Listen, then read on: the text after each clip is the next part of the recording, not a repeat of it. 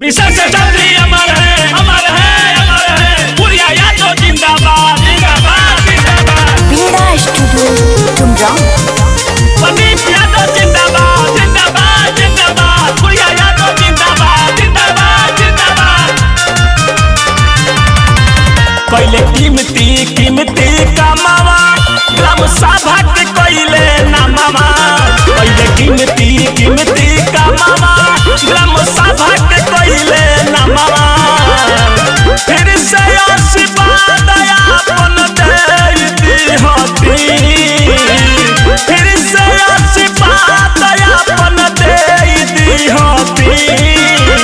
Vote मांगे चाची प्रदीप भैया आइले, वोट मांगे चाची बुढ़िया भाभी आइली। आप सबके बीच में ग्राम सभा बाउंडर के सम्मानित जनता के बीच में बुढ़िया भाभी वही उम्मीद लेके आप लोगों के बीच में आई बारी अपना एक गिनती वोट देके भारी मतों से विजयी बनाई। बुढ़िया यादव जिंदाबाद, जिंदाबाद, जिंदाबाद।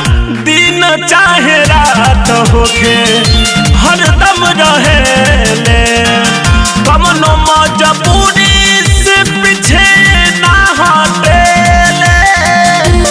खिलवाड़ ना है भैया, दिन चाहे रात होके हरदम रहेले, कमनो मजबूरी से ना पीछा हटेले।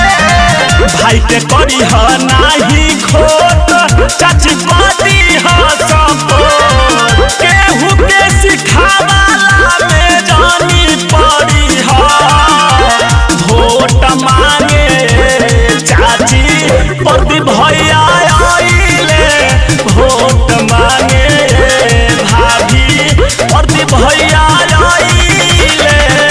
चाचा चाची जैसे प्रदीप भाई के बम्फरों से जीतल हमी, वैसे हमरा गुड़िया भाभी के फेर से बम्फरों से जिताई। हमारा नेता कैसा हो, भैया कैसा हो, हमारा नेता कैसा हो, भैया कैसा हो।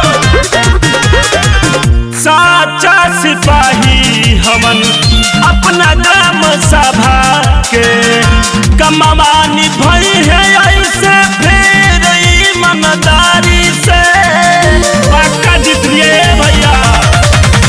साचा सिपाही हमन अपना ग्राम सभा के कमावानी भई है, ऐसे खूब ईमानदारी से। भाई के कितना बड़ी बड़ाई दुश्मन